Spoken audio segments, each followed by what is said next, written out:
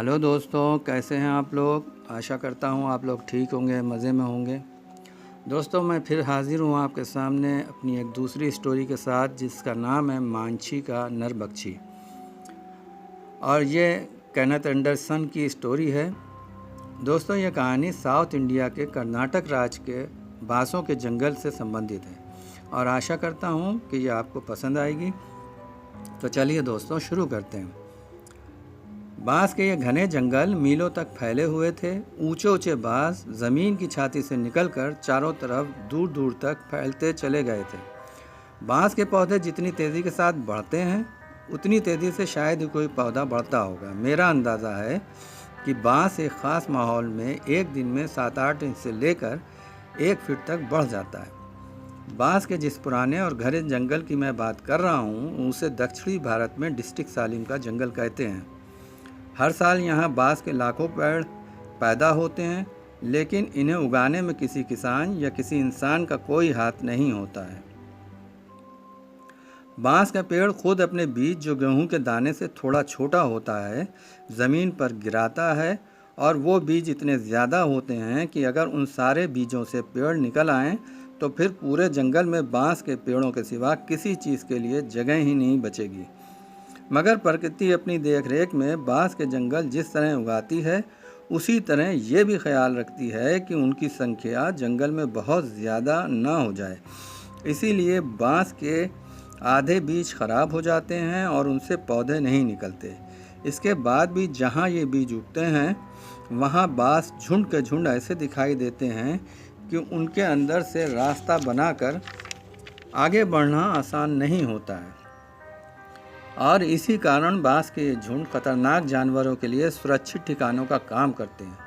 मुझे जो लोग करीब से जानते हैं, वो ये बात बता सकते हैं कि मेरी ज़्यादातर ज़िंदगी दक्षिणी भारत के इन्हीं पहाड़ी जंगलों में गुजरी है और मैंने बहुत कठिन हालात का मुकाबला किया है। खुले जंगल में या किसी झाड़ी के आसपास छुपे हुए लेपर्ड या टाइगर से सामना होना इतना मुश्किल नहीं होता है जितना मुश्किल बांस के किसी झुंड में छुपे हुए दरिंदे से मुकाबला करना। और दरिंदा भी अगर ऐसा हो कि जिसके मुंह में किसी इंसान का खून और मांस का स्वाद लग चुका हो। सैकड़ों मैन ईटर टाइगर और लेपर्ड को मारने के बाद और उनके बारे में गहरी मालूमात रखने के बाद भी मैं आज भी बांस के जंगलों में घुसने और उनको तलाश करने के काम से भागता हूँ। इसकी वजह जानवर नहीं, बांस का वो जंगल है जो दरिंदे की सुरक्षा तो खूब करता है, मगर शिकारी को दरिंदे के रहम करम पर छोड़ देता है। बांस के घने और अंधेरे झुंड से जानवर को निकालना एक मुश्किल काम है। कभी कभी बांसों का ये झुंड इतना घना और काला होता है कि टार्च की रोशनी भी काम नहीं करती है और ऐसे हालात में माहिर से माहिर शिकारी भी यह हिम्मत नहीं कर पाता है कि वो दरिंदे जैसे टाइगर या लेपर्ड का पीछा करे और उसे बांसों के झुंड में घुसकर या उसे निकालकर मार डाले। बांस के इस मीलों तक फैले जंगल की कहानियाँ इतनी ज़्यादा खतरनाक हैं कि अगर मैं इसे सुनाना शुरू कर दूं तो एक नई रहस्यमय और तिस्लमी दुनिया आपके सामने उभर आएगी।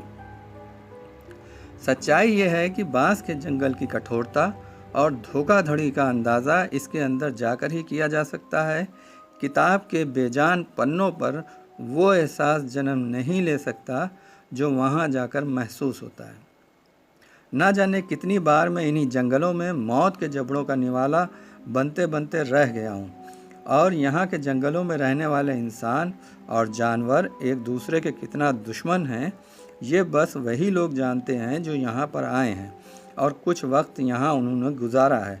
मैंने पहले ही कहा कि यहाँ के आदमखोर दरिंदों के रहने की बेहतरीन जगह बांस के ये घने झुंड और इनके आसपास फैली पहाड़ियाँ और उनकी ढलानें इनके प्राकृतिक आवास हैं। जो दरिंदा एक बार इंसानी मांस और खून चख ले तो दूसरे जानवर उसके शिकार बनने से हमेशा के लिए सुरक्षित हो जाते हैं।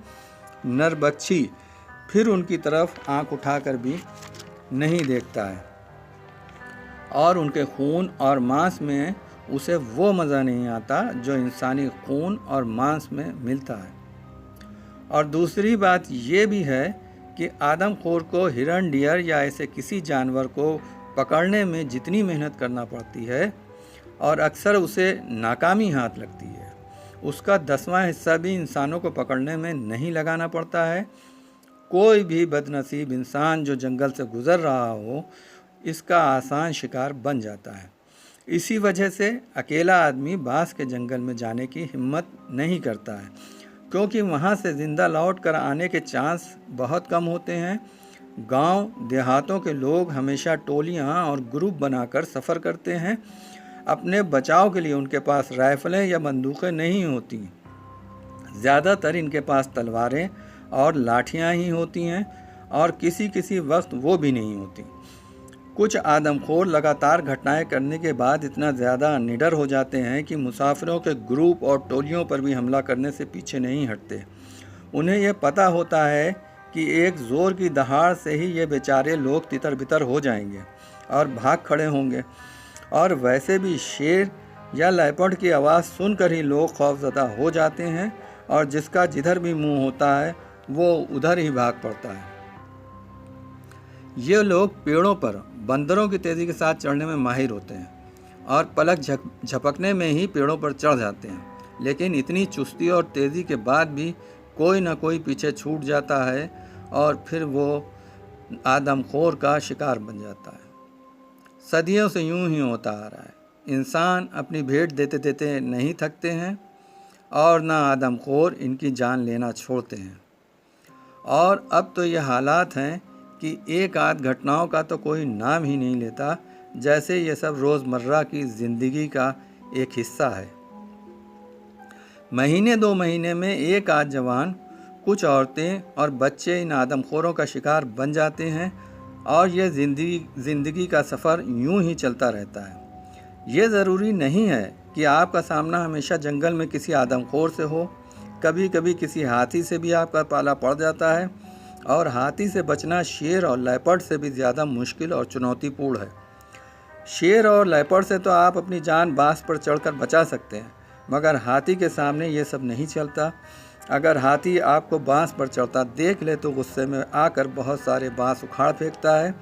बांस के नरम नरम पौधे हाथी का प्रिय भोजन है, इसीलिए गवर्नमेंट को ये पौधे हाथियों से बचाने के लिए पेशेवर शिकारियों की मदद लेनी पड़ती है। फिर भी हर साल हाथी हज़ारों बांस के पेड़ बर्बाद कर देते हैं। वहाँ की गवर्नमेंट ने क्योंकि बांस को अपने प्रोटेक्शन में ले रखा है, इसीलिए किसी भी आदमी को इसे बेचने, काटने या इस्तेमाल से रोका जाता है। लेकिन क्योंकि गवर्नमेंट के पास ऐसा कोई सिस्टम या तंत्र नहीं था जिससे इसकी दिन रात सुरक्षा की जाए, इसीलिए वहाँ के लोकल लोग अक्सर बांस काट ले जाते थे। बांस की चोरी रोकने के लिए पुलिस एक्शन करती थी, लेकिन ऐसा कम ही देखा गया कि कोई चोर मौके पर पकड़ा गया हो। पुलिस वाले भी इस धंधे में शामिल रहे हैं और वो अच्छा खासा पैसा बटोरने में कामयाब हो जाते हैं। अब नुकसान से बचने के लिए गवर्नमेंट ये करने लगी कि बांस के जंगल साल भर के ठेके पर ठेकेदारों के हवाले कर देती है, और वो एक फ़िक्स अमाउंट गवर्नमेंट को अदा कर देते हैं, और इसके बाद बांस कटवाने के लिए मज़दूरों की भर्ती शुरू हो जाती है। मगर ये काम बहुत थोड़े वक्त के लिए होता है। जैसे ही काम ख़त्म हो जाता है, मज़दूर काम ख़त्म करके बांस के दोबारा उगने का इंतज़ार करने लगते हैं। मैंने भी बड़े बड़े बांस के इलाके ठेके पर लेकर कटवाए, और इसी बीच मैं ऐसे ऐसे हिला देने वाली घटनाओं और हादसों से गुज़रा हूँ कि अब आराम कुर्सी पर बैठे हुए जब उन घटनाओं को याद करता हूँ तो यकीन करना मुश्किल हो जाता है कि मैं उस सब से गुज़रा हूँ। इस सारी बातों के बाद मैं अपने मतलब पर वापस आता हूँ। बांस का जंगल तैयार हो रहा था। उस साल काफ़ी बारिश हुई थी, इसीलिए बांसों के उगने की रफ्तार भी ज़्यादा थी। और कहानी यह है कि बांसों की बहुतायत की वजह से जंगल से गुज़रना बहुत मुश्किल था, और ऐसी हालत में लाखों छोटे छोटे पंछी ना जाने कहाँ से यहाँ आ जाते हैं, और फिर वो इतना शोर मचाते हैं कि अगर 2 आदमी आपस में बातें करें तो एक दूसरे की आवाज़ सुनना भी मुश्किल हो जाता है। इसीलिए लोगों को चीख चीख कर बोलना पड़ता है। दिन का वक्त था और आसमान पर सूरज चमक रहा था। दिन का उजाला हर तरफ फैला हुआ था, लेकिन बांस के जंगल से गुजरते हुए एक आदमी को ऐसा लगा कि सूरज डूब गया है और रात होने वाली है। जंगल में अंधेरा ही अंधेरा लग रहा था। तीर की तरह सीधे और लंबे लंबे पेड़ों पर पंछी आदत के अनुसार शोर मचा रहे थे और उनकी आवाज़ों से उस आदमी को कुछ हिम्मत बंधी थी। उसे इतने घने जंगल में अकेले सफ़र नहीं करना चाहिए था, लेकिन उसे कोई मजबूरी रही होगी जिसके कारण वो इधर आया। उस आदमी को मालूम होगा कि इस खौफनाक जंगल की पहाड़ियों और ढलानों पर बहुत से दरिंदे अपने शिकार की तलाश में घूमा करते हैं। हाथियों से भी सामना होने का 100% चांस था, और अगर हाथी, टाइगर या लेपर्ड सामने ना भी आए तो एक दो भूरे भालू से सामना तो हो ही जाता। भालू, जो कभी कभी टाइगर और लेपर्ड से ज़्यादा खतरनाक होता है, अगर ये हैवान अपनी पर उतर आए तो सामने वाले को अपने बाजुओं में दबाकर मार डालता है। मैंने खुद अपनी आंखों से जंगलों में पड़ी ऐसी इंसानी लाशें देखी हैं जिन्हें भालू ने मारा था। उन बदनसीबियों की हड्डियां और पसलियां बुरी तरह टूटी हुई थीं।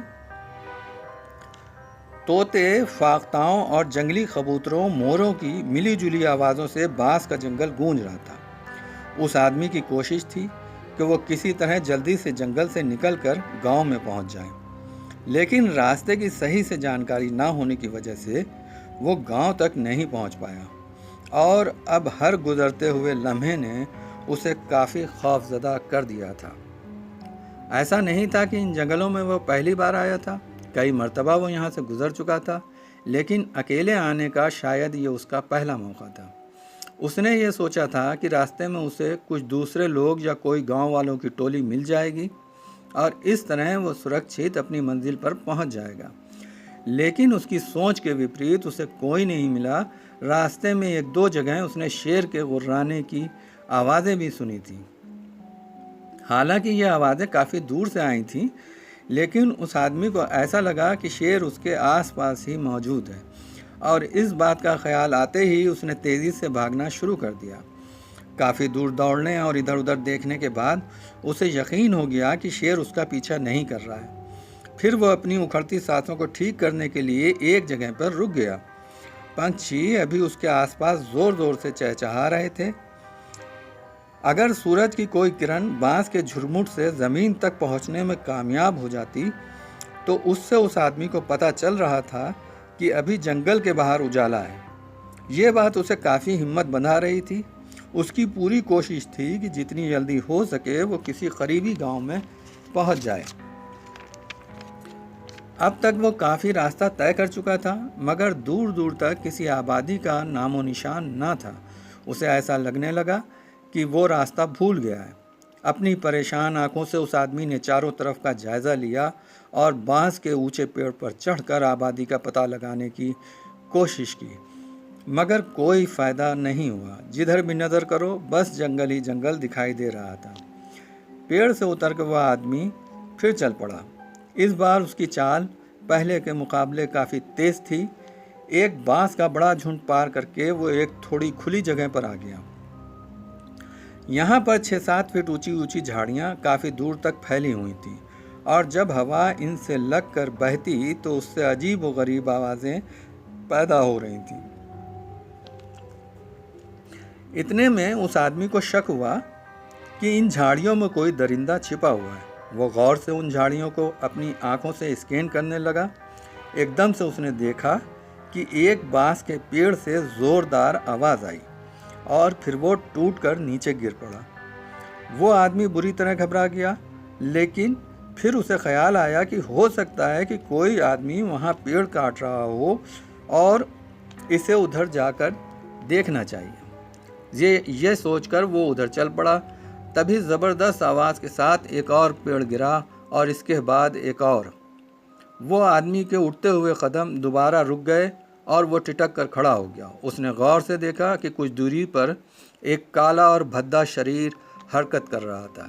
इस आदमी ने जब उसे देखा तो बदहवास होकर अंधाधुंध उल्टे पांव भाग निकला। पेड़ गिराने वाला और कोई नहीं, एक दैत्य जैसे आकार और शरीर वाला हाथी था। वो आदमी लगातार भागता रहा। उसे ये भी फिक्र ना थी कि वो किधर जा रहा है। उसकी पूरी कोशिश थी कि वो जितना दूर हो सके हाथी से दूर चला जाए, और वो बदनसीब आदमी इस कोशिश में कामयाब रहा, लेकिन उस मौत से ना बच सका जो लगातार उसका पीछा कर रही थी। एक खूंखार टाइगर झाड़ियों में छुपा हुआ बहुत देर से किसी शिकार का इंतजार कर रहा था। टाइगर ने पिछले 2 दिनों से कुछ नहीं खाया था और वो वहाँ के उत्तरी जंगलों से निकलकर इधर आ गया था। इस दौरान उसने 1-2 जंगली खरगोश मारे, मगर उनका मांस उसका बड़ा सा पेट भरने के लिए काफ़ी ना था, और अब वो झाड़ियों में बैठा अपने पंजे चाट रहा था। यकायक उसकी नाक में शिकार की गंध आई। उसने पंजे चाटना बंद कर दिए और उसके कान और मूंछों के बाल एक साथ खड़े हो गए और पूरा शरीर एकदम शांत और सतर्क हो गया। उस आदमी की तरफ से आने वाले हवा के झोंकों ने उसे ये जानकारी दी थी कि शिकार करीब आ चुका है, और फिर टाइगर ने अपनी चमकती हुई आँखों से उसे देख लिया। उसने फौरन अपने अगले दोनों पंजे ज़मीन पर फैला दिए और अपनी गर्दन झुका ली। इसके कान अभी तक खड़े थे और लंबी दुम का आखिरी सिरा हल्का हल्का दाएं बाएं हरकत कर रहा था। दरिंदा देख रहा था कि वो आदमी डरा सहमा खौफज़दा नज़रों से इधर उधर देख रहा है और धीरे धीरे उसी की तरफ बढ़ा चला आ रहा है। कुछ आगे आने के बाद उस आदमी को वो पगडंडी दिखाई दी जो सीधे अयूर गांव की तरफ जाती थी। ये पगडंडी देखकर उसकी जान में जान आई। वो उस पगडंडी पर पहले 1-2 बार सफ़र कर चुका था और उसे अयूर गांव से भी 10 मील दूर साउथ में पड़ने वाले मांझी गांव जाना था। मांझी एक बड़ी पहाड़ी रेंज की तलहटी में बसी छोटी सी बस्ती थी, जिसमें सारे के सारे मजदूरी पेशा लोग रहते थे। उनकी गरीबी का आलम यह था कि उन्हें 2 वक्त की रोटी भी मुश्किल से मिलती थी। उनके पास तन ढकने के लिए ढंग के कपड़े भी नहीं थे। दुनिया की दूसरी सहूलतें तो दूर की बात, उन्होंने इन्हें देखा तक ना था। गांव में 50-60 घर थे। घर का शब्द मैं यूं ही कह गया, हालांकि ये घास फूस मिट्टी की बनी बहुत खस्ता हाल झोपड़ियाँ थीं। इनकी दीवारें इतनी कमज़ोर कि कोई भी ताकतवर जानवर एक ही धक्के में गिरा सकता था। साल 6 महीनों में ऐसा होता भी था कि जंगली हाथियों का कोई हर्ड उधर से गुजरता तो आबादी में हलचल मच जाती। लोग कोशिश करते कि किसी तरह हाथियों का डायरेक्शन किसी और दिशा में फेर दें ताकि उनकी झोपड़ियां बर्बाद होने से बच जाएं। उनकी ये कोशिश कभी कामयाब हो जाती और कभी नाकाम रहती। टाइगर ने हालांकि उस आदमी को अपनी तरफ आता देख लिया था और वो चाहता तो एक ही छलांग में उसे दबोच कर झाड़ियों में ले जा सकता था, मगर टाइगर ने ज़बरदस्त भूखा होने के बाद भी उस आदमी को जाने दिया। वो जिन झाड़ियों में बैठा था उसी में से अपने अंगारों जैसी आँखों से उस आदमी को देखता रहा। वो जानना चाहता था कि उस आदमी के हाथ में कोई हथियार तो नहीं है या इसके पीछे और दूसरे आदमी तो नहीं आ रहे हैं। उस आदमी के पास एक हथियार था और वो था एक लकड़ी का डंडा, जो आम तौर से हर गांव वाले के हाथों में होता है। ये लगभग 5 फीट लंबी मजबूत लकड़ी से बना होता है। जिन लोगों के पास थोड़ा सा पैसा होता है वो डंडे के दोनों तरफ लोहे की पत्तल भी चढ़वा लेते हैं। इस तरह ना सिर्फ लाठी मजबूत हो जाती है बल्कि उसकी चोट करने की ताकत भी बढ़ जाती है। टाइगर चुपचाप बैठा रहा और उसने आदमी को आगे जाने दिया। आदमी जब शेर की नज़रों से ओझल हो गया तो टाइगर को यह बात अच्छी नहीं लगी और वो धीमी आवाज़ में गुर्राया। फिर उठकर दबे पांव झाड़ियों के अंदर ही अंदर उस आदमी के पीछे चल दिया। वो आदमी पलटकर बार बार इधर उधर देखता और फिर आगे चलने लगता। ज्यों ही वो रुकता, चालाक टाइगर भी वहीं दुबक जाता। ऐसा होते होते वो आदमी बांस के जंगल को पार कर गया और पहाड़ी की उस ढलान तक आ पहुंचा जहां 2 नदियां आपस में मिलती थीं। उसने नदी के किनारे पहुंचकर अपने हाथों में पानी लेकर पानी पिया और फिर हाथ मुंह धोया तो उसके शरीर में ताजगी आ गई। उसे मालूम था कि इसी वादी में कुछ मील चलने के बाद आयूर गांव आ जाएगा। गांव को जाने वाला वो सकरा रास्ता उसे अभी साफ नज़र आ रहा था, जो बल खाता हुआ पहाड़ों में गायब हो गया था। नदी की कीचड़ और पानी से निकलने से पहले उसने फिर चारों तरफ का जायज़ा लिया। अगर वो अपने दाईं तरफ गौर से देख लेता तो शायद फिर वो पानी से कभी बाहर ना निकलता। झाड़ियों में छुपे हुए दरिंदे को वह आसानी से देख सकता था, मगर उसे तो गांव पहुंचने की जल्दी थी। उस आदमी ने बल खाती हुई पगडंडी पर भागना शुरू कर दिया। उसे इस बात पर भी हैरत हो रही थी कि अभी तक आसपास कोई आदमी नज़र क्यों नहीं आया। जब वो पगडंडी का मोड़ काटता हुआ एक सकरी जगह पहुंचा, तब भी उसने मुंह मुड़ कर नहीं देखा, और देखता तो उसे नदी पार करता हुआ वो पीले रंग का भयानक शेर ज़रूर दिख जाता, जो भूखा होने के बाद भी कई मील से उस आदमी का पीछा करता चला आ रहा था। लेकिन अब उसका धैर्य जवाब दे रहा था। नदी पार करते ही टाइगर ने अपनी रफ्तार तेज कर दी, और अब वो उसी पगडंडी पर जा रहा था जिधर से आदमी गुजरा था। अब वो आदमी दोबारा एक निचले जंगल में दाखिल हो चुका था। उसकी बदकिस्मती के जंगल के इस हिस्से में भी बांस के ही पेड़ और झाड़ियाँ थीं। उस आदमी का नाम बगेरा था। बांस के जंगल के दूसरे हिस्से में घुसने से पहले उसे यह ख्याल ना आया कि कोई दरिंदा उस पर हमला कर सकता है।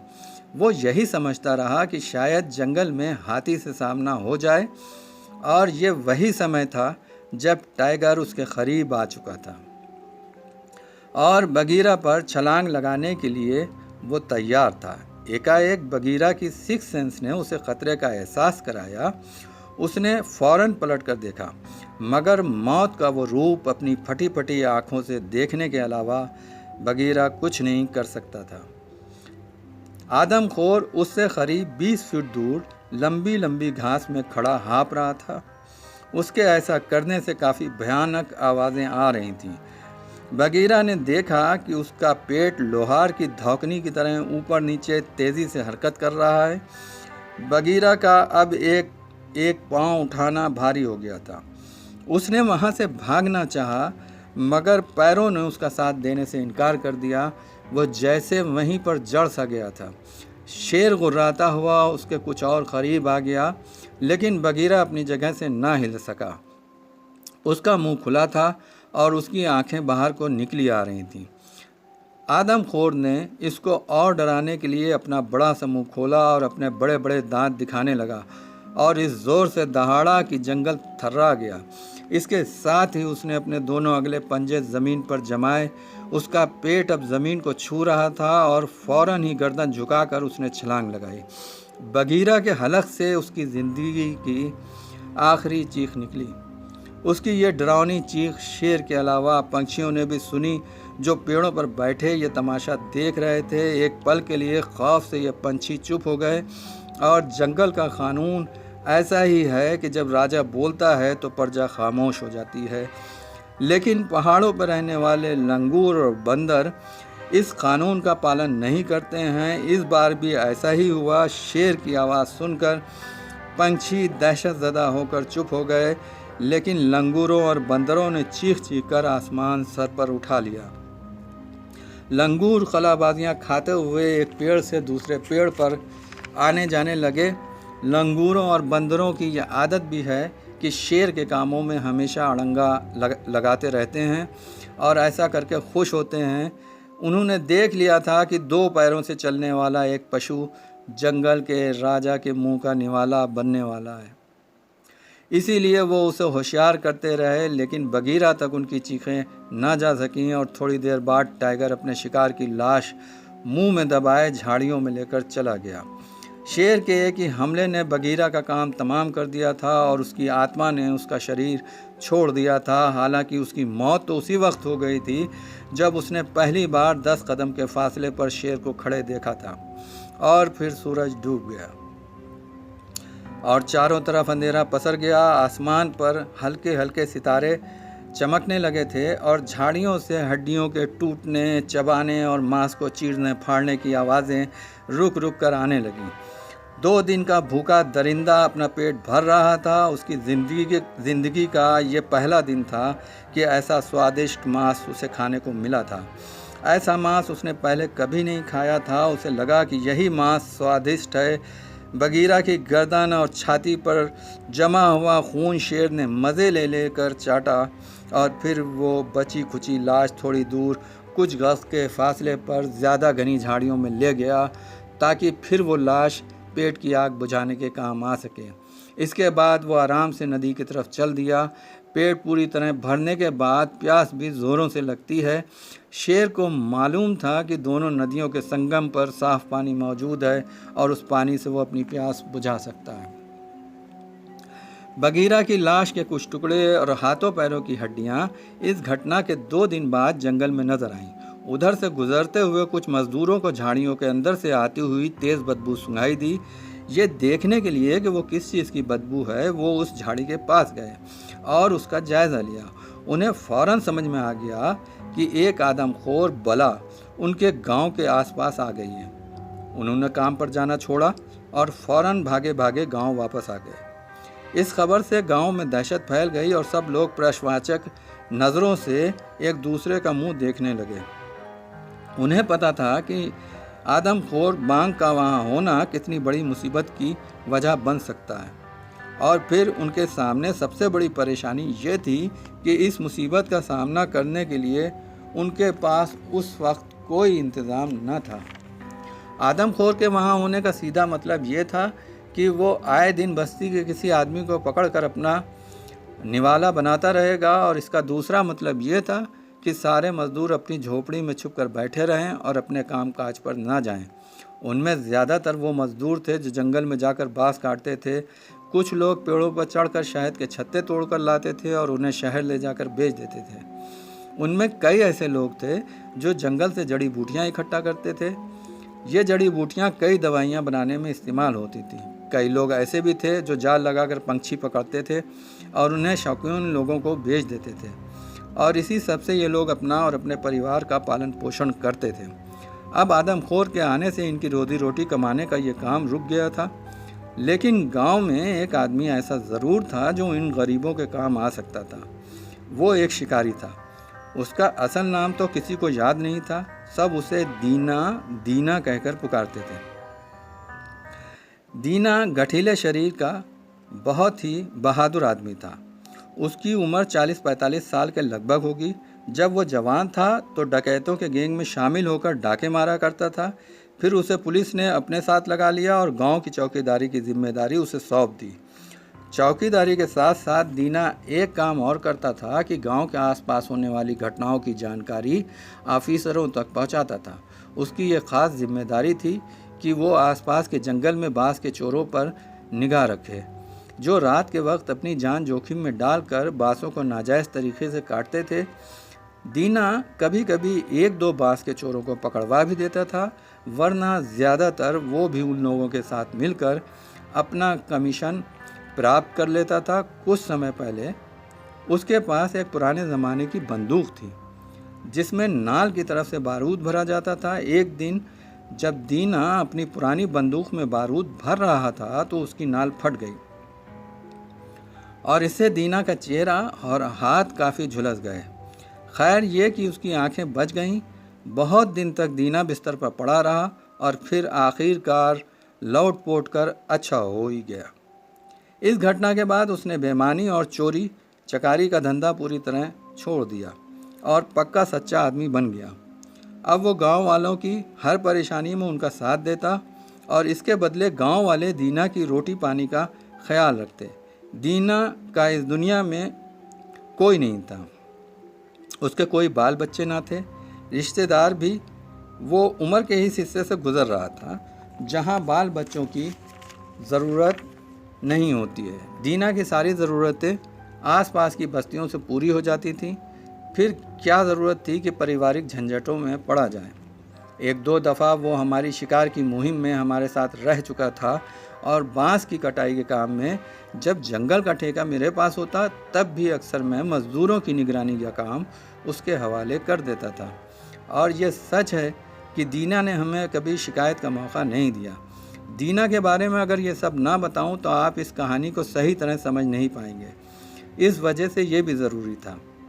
अब गांव वालों ने जो कुछ हुआ था वो दीना को बताया और उससे सलाह मांगी। तो दीना ने उन्हें मेरे बारे में बताया और उनसे कहा कि विश्वास रखो, मैं बहुत जल्दी एंडरसन साहब की तलाश में जाता हूँ। वो यहाँ आएंगे और बहुत जल्दी तुम्हें इस आदमखोर से छुटकारा दिला देंगे। उसकी इस बात से लोगों में विश्वास पैदा हुआ और वो बेफिक्र हो गए। दीना ने उस दिन अपना वक्त ख़राब नहीं किया और मांझी से चल पड़ा। क्योंकि आदमखोर जंगल में मौजूद था इसलिए दीना अकेले नहीं गया।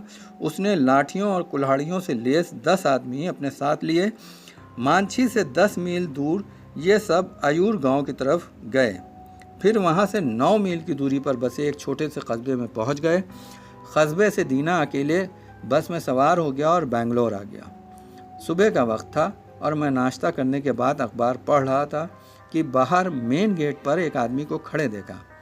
मेरा कुत्ता उस आदमी पर बुरी तरह भौंक रहा था और कुत्ते के डर की वजह से वो आदमी अंदर नहीं आ रहा था। मैंने कुत्ते को डांटा और खुद उठकर गेट पर आया। मेरा ये ख्याल था कि कोई भिखारी या ज़रूरतमंद है। मुझे ये देखकर हैरत हुई कि वो दीना था।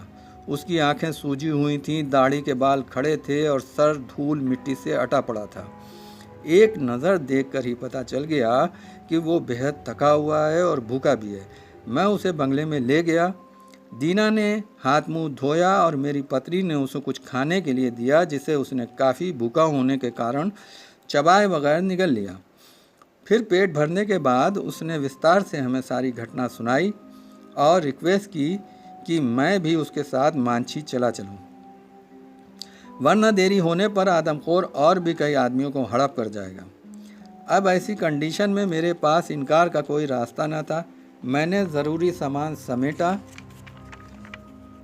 और अगले ही दिन दीना के साथ मांझी रवाना हो गया। वहां पहुंचकर जिस बात का डर था वो बात सामने आ गई। 24 घंटे के अंदर अंदर आदमखोर ने 2 और आदमियों को मार डाला था। उसका इस तेज़ी से लोगों को मारना हैरत अंगेज़ था। ये सारी घटनाएं 4 मील के इलाके में अंजाम दी गई थीं। मैंने अंदाज़ा कर लिया कि यह कोई जवान शेर है जिसने अभी नया इंसानी खून और मांस का मज़ा चखा है, या फिर वो बूढ़ा हो चुका है जिसे आसानी से जंगली शिकार नहीं मिलता है, जिसकी वजह से वो इंसानों की तरफ आकर्षित हो गया है। ये भी हो सकता था कि ये शेरनी हो और अपने बच्चों को पालने के लिए इंसानों को मार रही हो। लेकिन ये तीसरा अंदाज़ा ठीक नहीं लग रहा था, क्योंकि वहाँ चारों तरफ जंगली जानवरों और पालतू मवेशी भी भारी संख्या में मौजूद थे और शेरनी इनका आसानी से शिकार कर सकती थी। लेकिन इन सब बातों का फैसला तो आदमखोर दरिंदे के पंजों के निशान देख कर ही किया जा सकता था। ये बात तो तय थी कि कोई तजुर्बेकार शेर इतनी जल्दी इस छोटे से इलाके में घटनाओं को अंजाम नहीं देता। आदमखोर की फितरत है कि जैसे जैसे अपने खूनी खेल में महारत हासिल करता जाता है उसी रफ्तार से इंसानों के शिकार करने के टाइम को बढ़ाता जाता है। इसके साथ साथ वो इलाके और शिकार करने की जगह भी बदलता रहता है। यूँ मान लें कि आज उसने पूरब में 20 मील दूर किसी का शिकार किया है तो दूसरे आदमी का शिकार करने के लिए कम से कम 1 हफ्ते का टाइम लेगा और दूसरा शिकार पूरब में नहीं पश्चिम या उत्तर में जाकर करेगा। और यही वजह है कि शिकारी को आदमखोर की तलाश में बड़ी परेशानियों का सामना करना पड़ता है। खुशकिस्मती से मैं इस इलाके के चप्पे चप्पे से वाकिफ़ था और हमें किसी गाइड या रास्ता बताने वाले की ज़रूरत नहीं थी। लेकिन मैंने दीना को अपने साथ रखना ठीक समझा। मैं यहाँ ये बताना भूल गया कि मैंने बेंगलोर से मांझी तक का सफ़र अपनी पुरानी कार से तय किया और खाने पीने का सामान ज़रूरत के हिसाब से अपने साथ ही लाया था, क्योंकि दूर दराज की छोटी बस्तियों में खाने पीने की चीज़ें मिलना मुश्किल होती हैं। मांझी तक जाने के लिए हमें पहाड़ी रास्ते से गुज़रना पड़ा। ये रास्ता हालांकि काफ़ी ख़तरनाक था, लेकिन जल्दी पहुंचने के लिए इसके सिवा कोई और तरीक़ा ना था। मैंने मांझी पहुंचकर अपनी गाड़ी एक सुरक्षित जगह पर खड़ी कर दी। दूसरी चीज़ों के साथ साथ हमारे पास एक टेंट भी था। ये टेंट हमने दीना के सर पर लदवाया और फिर हम बांस के उस जंगल की तरफ चल दिए जहाँ आदमखोर ने सबसे पहले बगीरा की जान ली थी। मेरी राइफल मेरे कंधे के साथ लटक रही थी और खाने पीने की चीज़ें मैंने एक बैग में भरकर अपनी पीठ पर लाद रखी थी। बांस का जंगल सुनसान पड़ा था, लेकिन पंछी खूब चहचहा रहे थे। पहाड़ों के ऊपर लंगूर और बंदर के चीखने की आवाज़ें भी सुनाई दे रही थी। एक जगह देखकर हमने अपना कैंप लगा दिया और सारा लाया हुआ सामान उसमें रख दिया और टाइगर के पगमार्क का पता लगाने नदी की तरफ चल पड़ा। नरम ज़मीन पर मुझे निशान तलाश करने में कोई परेशानी नहीं हुई। एक नज़र डालते ही मुझे पता चल गया कि मेरा मुकाबला एक जवान, खूंखार और बड़े शेर के साथ है। मैंने वो झाड़ियाँ भी देखी जिसके अंदर वो आदमखोर बगीरे की लाश को घसीट कर ले गया था। वहाँ अभी तक खून के बड़े बड़े धब्बे थे और आसपास अतड़ियाँ और हड्डियाँ बिखरी पड़ी थीं। बदबू इतनी ज़्यादा थी कि वहाँ एक मिनट ठहरना भी मुश्किल था। एक जगह मैंने बगीरा के कपड़ों के टुकड़े भी देखे जो झाड़ियों में उलझे हुए थे। बगीरा के अलावा आदमखोर ने जिन 2 लोगों को मारा था वो असल में 2 औरतें थीं जिन्हें बगीरा की मौत का पता नहीं चल सका था। वो दोनों नदी से पानी लेने गई थीं। अब ये समझ में नहीं आ रहा था कि टाइगर ने उन दोनों को एक साथ कैसे मार डाला। नदी के साथ लगी झाड़ियों में आदमखोर घात लगाए बैठा था। ये दोनों औरतें बातें करती हुई जब झाड़ियों के पास से गुजर रही थीं तो शेर ने एकाएक इन पर हमला कर दिया। पहले उसने एक औरत को पंजा मारा। उसकी मार इतनी तेज थी कि वह औरत वहीं गिर गई। ऐसा लगता था ये देखकर दूसरी औरत वापस भागी और उसने शेर की पीछा करने की फितरत को जगा दिया। उसने 2 ही छलांगों में उस औरत को भी दबोच लिया और उसे अपने जबड़ों में दबाकर पहाड़ियों में ले गया। जब ये दोनों औरतें काफ़ी देर गुजर जाने के बाद भी बस्ती में नहीं पहुंचीं, तब उनके घर वालों को चिंता हुई और ये लोग जलती हुई मशालें लेकर उनकी तलाश में निकल पड़े, मगर कुछ पता ना चल सका। जब रात बीत गई और औरतें वापस ना आईं, तब उन्हें यकीन हो गया कि वो आदमखोर की भेंट चढ़ गई हैं। दिन के उजाले में वो उनकी तलाश में गए तो उनका शक सही निकला। जंगल में घूम फिर के मैं अपने कैंप में वापस आ गया। इतने बड़े और ख़तरनाक इलाके में आदमखोर को तलाश करना आसान काम ना था। उसी वक्त मेरे जहन में एक ख्याल आया कि अगर मैं अपना कैंप नदी के संगम के आसपास लगा लूं तो शेर को देख सकता हूं, क्योंकि वो पानी पीने किसी न किसी समय वहां ज़रूर आता होगा। मैंने दीना से इस बारे में बात की। वो कहने लगा, साहब ऐसी गलती ना करिए, आदमखोर का क्या भरोसा है। आप तो कैंप में खर्राटे ले रहे होंगे और वो पलक झपकते ही आपको उठाकर ले जाएगा। मैं उसकी ये बात सुनकर हंस पड़ा और कहा, दीना चिंता ना करो, अभी ऐसा आदमखोर ऊपर वाले ने पैदा नहीं किया है जो मुझे उठाकर ले जाए, और फिर तुम भी तो मेरे साथ हो। बारी बारी से दोनों सोएंगे और हम दोनों पहरा देंगे। इस बात पर दीना घबरा गया और कहने लगा, आप ठीक तो कहते हैं, लेकिन फिर भी ख़तरा बहुत ज़्यादा है। अब मैंने उसे समझाया कि ख़तरा उठाए बगैर दुनिया का कोई काम नहीं होता है। दीना से तो हमने ये बातें की, मगर हकीकत में मेरा इरादा पूरी रात जाग कर आदमखोर को अपनी तरफ अट्रैक्ट करने का था ताकि वो उधर आ जाए। फिर हमने शाम होते ही खाना खा लिया और उसके बाद अपनी आदत के अनुसार मैंने ना चाय पी और ना पानी पिया, क्योंकि इस तरह रात में अक्सर पेशाब लग जाता है और ऐसे हालात में जब आप आदमखोर का इंतज़ार कर रहे हों, पेशाब का लगना सारा खेल बिगाड़ सकता है। रात काफ़ी काली थी और मुझे ऐसा लग रहा था कि मैंने बेवकूफ़ी कर दी है। चांदनी रात होती तो बात अलग थी। घूप अंधेरी रात में आदमखोर तो हमें देख सकता था, मगर मेरी आंखें उसे नहीं देख सकती थी। किसी भी पल वो वहां आकर हम पे हमला कर सकता था। ये सोचकर हमने अपना प्लान बदल देना ही ठीक समझा। अब हमने तय किया कि नदी के करीब मैं किसी पेड़ के तने से पीठ लगाकर चुपचाप बैठ जाऊंगा और कोई हलचल नहीं करूंगा। टाइगर सामने से कभी कभार ही हमला करता है। उसे हमला करने के लिए दाएं बाएं या सामने से आना पड़ेगा, और इसमें कोई शक नहीं है कि ऐसे में मैं उसे देख नहीं पाऊंगा, मगर उसके आने की हल्की सी आवाज़ भी मेरे लिए बहुत होगी। दीना ने मेरा प्लान सुना तो परेशान होकर बोला, साहब आपको हुआ क्या है? ये तो बड़ी मूर्खता की बात होगी। आपका ख्याल ये है कि आदमखोर हमला करने से पहले ढोल बजाकर अपने आने का ऐलान करेगा ताकि आप उसे गोली मार सकें? इस बात की क्या गारंटी है कि वो दबे पांव बगैर आवाज़ किए नहीं आ सकता।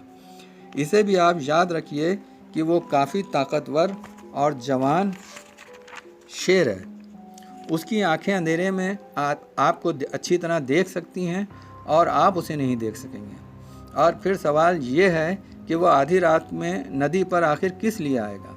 उसे मालूम है कि दिन के वक्त वहाँ औरतें और आदमी पानी लेने के लिए आते हैं, रात को कोई नहीं आता। मैंने कहा तुम्हारी बात सही है, मगर इसके सिवा हमारे पास कोई दूसरा चारा नहीं है। दीना ने अपनी गर्दन हिलाई और कहा, दूसरा रास्ता ये है कि मैं भी आपके साथ बैठकर आदमखोर का इंतज़ार करूँगा। मैं आपको अकेला नहीं छोड़ सकता हूँ। मैंने इस मौके पर दीना से बहस में वक्त ख़राब नहीं किया और उसे हुक्म दिया कि वो मेरी फ़िक्र ना करे और फ़ौरन गांव वापस चला जाए, बल्कि मैं खुद उसे छोड़ने चलता हूँ। दीना हमें छोड़कर जाने पर राज़ी नहीं था, लेकिन मैंने उसे ज़बरदस्ती गांव तक छोड़ दिया। गांव के लोगों ने आदमखोर के डर से अपनी झोपड़ियों के चारों तरफ कांटेदार झाड़ियाँ लगा रखी थीं ताकि वो आदमखोर आसानी से अंदर ना आ सके। जगह जगह मशालें रोशन थीं। इनके अलावा आग के बड़े बड़े अलाव भी जल रहे थे।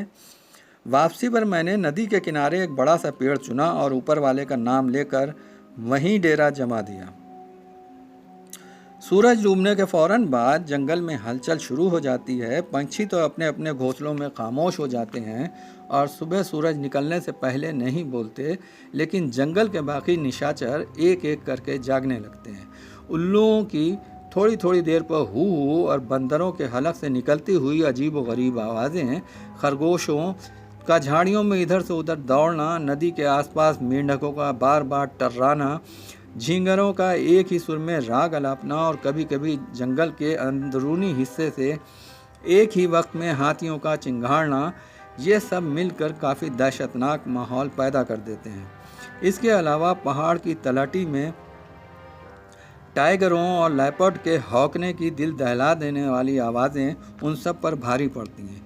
कई दफ़ा तो ऐसा लगता है कि जैसे दरिंदा आपके बिल्कुल पास आ चुका है, हालांकि वो वहाँ से मीलों दूर होता है।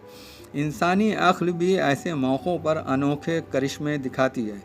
सामने खड़ा हुआ पेड़ एकाएक चलने फिरने लगता है और दूर से आती हुई फर्जी रोशनी आपको हैरत में डाल देती है। कभी कभी ऐसा लगता है कि झाड़ियों से कई तेज़ चमकती हुई आँखें आपको देख रही हैं और फिर एकाएक ये रोशनी गायब हो जाती है। बंदरों की फितरत है कि जब कोई दरिंदा जंगल में शिकार ढूंढने निकले तो ये एक पेड़ से दूसरे पेड़ उसके साथ साथ चलते हैं और चीख चीख कर दूसरे जंगल के वासियों को वार्निंग कॉल देते रहते हैं। मुझे यकीन था कि आदमखोर के आने की खबर वो मुझे ज़रूर देंगे। बंदरों के अलावा दूसरे जानवर भी शेर से खौफज़दा रहते हैं और जैसे ही वो अपने आराम की जगह से बाहर आता है, किसी न किसी तरीके से दूसरों को बता देते हैं कि जंगल का राजा निकल पड़ा है।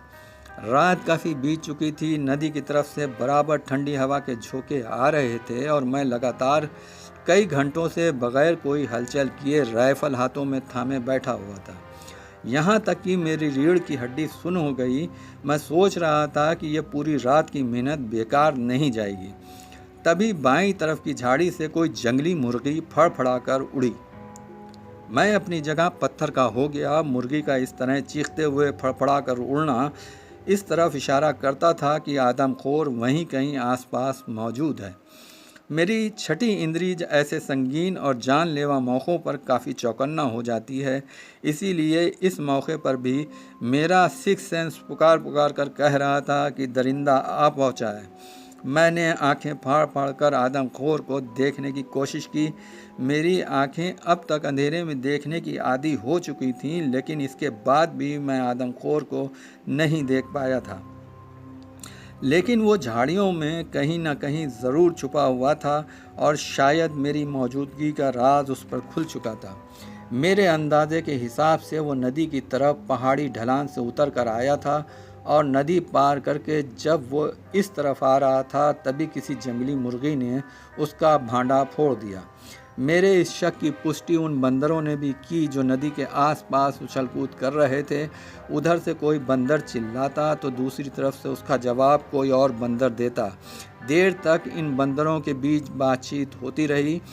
बंदरों ने हमें दबे दबे खौफ की लहर साफ साफ दिखाई दी और मैं अंदाज़ा लगा सकता था कि आदमखोर झाड़ियों में दुबका हुआ है और हमला करने के लिए मौका तलाश कर रहा है। ये भी पॉसिबल था कि उसने आसपास मेरी गंध पा ली हो। मेरी ज़रा सी लापरवाही या चूक का नतीजा ये हो सकता था कि वो मुझे उठाकर ले जाता और इन्हीं झाड़ियों में बैठकर दावत का मज़ा उठाता। इस हालत से बचने के लिए हमें एक एक पल चौकन्ना रहने की ज़रूरत थी। इसीलिए मैं गर्दन घुमा घुमा कर अपने दाएं बाएं भी देखता रहा। मैंने अपनी सांस रोकने की अच्छी खासी प्रैक्टिस कर रखी थी और कुछ ख़ास मौक़ों पर यह प्रैक्टिस बहुत काम आती है। इससे आपके सुनने की ताकत काफ़ी तेज़ हो जाती है और धीमी से धीमी आवाज़ भी सुनाई देने लगती है। 10-15 मिनट की इसी तरह निकल गए और मैं पत्थर का बुत बना बैठा रहा। बंदर चीख चीख कर खामोश हो गए थे, लेकिन एक डाली से दूसरी डाली पर कूदने का उनका काम अभी भी चल रहा था। पहाड़ की तरफ से थोड़ी थोड़ी देर बाद नाइट वॉचमैन के हल्के हल्के चिड़चिड़ाने की आवाज़ें कानों में आती थीं। नाइट वॉचमैन से मेरा मतलब ऐसा बंदर है जो दरिंदे के आने से जंगल के दूसरे जीवों को सतर्क करता है और इस काम को वो अपना कर्तव्य समझता है। एकाएक नदी की तरफ दूसरी तरफ से एक सांभर ज़ोर से चिल्लाया। फिर मैंने उसका बेतहाशा दौड़ने की आवाज़ें सुनी। सांभर के पैर के नीचे गिरी हुई पेड़ की टहनियाँ और पत्ते चरचरा रहे थे और दूर तक वो इसी तरह धम धम करता रहा और कुम की आवाज़ें निकालता रहा। ये एक दूसरा सबूत था कि आदमखोर करीब ही है। मेरे दिल की धड़कनें अचानक तेज़ होने लगीं और मैं समझ गया कि ना सिर्फ आदमखोर हमें देख चुका है, बल्कि दबे पांव बड़ी सावधानी से हल्की सी आहट पैदा किए बगैर वो मेरी तरफ बढ़ रहा है। सच्चाई ये है कि मैं उस सांभर का ज़िंदगी भर आभारी रहूँगा जिसने समय पर आवाज़ लगाकर मुझे चौकन्ना कर दिया, वरना आदमखोर मुझे उठाकर ले जाने में कामयाब हो ही गया था। सांस रोके हुए अब मैं अपनी तरफ से बिल्कुल तैयार था। उंगली राइफ़ल के ट्रैगर पर थी। मुझे ऐसा लगा कि टाइगर हमारी दाईं तरफ से आ रहा है। कुछ सेकंड के लिए मैंने सूखे पत्तों की उसके पैरों तले चरचराने की आवाज़ें सुनी थीं। ये आवाज़ें ऐसी थीं जैसे कोई पत्ता पेड़ से नीचे गिरा हो। हवा भी उस वक्त नहीं चल रही थी और मेरे चारों तरफ डरावना सन्नाटा छाया हुआ था। शेर की चालाकी और होशियारी की मैं तारीफ़ किए बिना नहीं रह सका। वो अपनी तरफ से हमें एकदम दबोच लेने का प्लान बनाकर आ रहा था। पूरी कोशिश के बाद भी मैं उसे अभी तक नहीं देख पाया था और इसीलिए मैं घबरा भी रहा था। कुछ सेकंड बाद मुझे ऐसा लगा कि आदमखोर मेरी तरफ आते आते फिर पलटकर झाड़ियों में छिप गया है और ठीक उसी वक्त मेरी गर्दन पर कोई कीड़ा रेंगा और फिर उसने मुझे डंक मार दिया। दर्द की तेज़ लहर गर्दन से चलकर मेरी रीढ़ की हड्डी तक पहुंच गई थी। मेरे मुंह से चीख निकलने ही वाली थी कि झाड़ियों में फिर हरकत हुई। मैंने किसी तरह अपनी चीख रोकी और झाड़ियों पर नज़रें जमा दी और इस बार वक्त ने मेरा साथ दिया और एक लंबा सा साया हमें दिखाई दिया। वो काफ़ी हल्का सा दिखाई दे रहा था और झाड़ियों से बाहर आ रहा था और फिर मैंने अपने से 15-20 फीट के फासले पर 2 अंगारे दहकते हुए पाए। वो टकटकी लगाए उस पेड़ को देख रहा था जिस पेड़ के तने से मैं पीठ टिकाए बैठा था।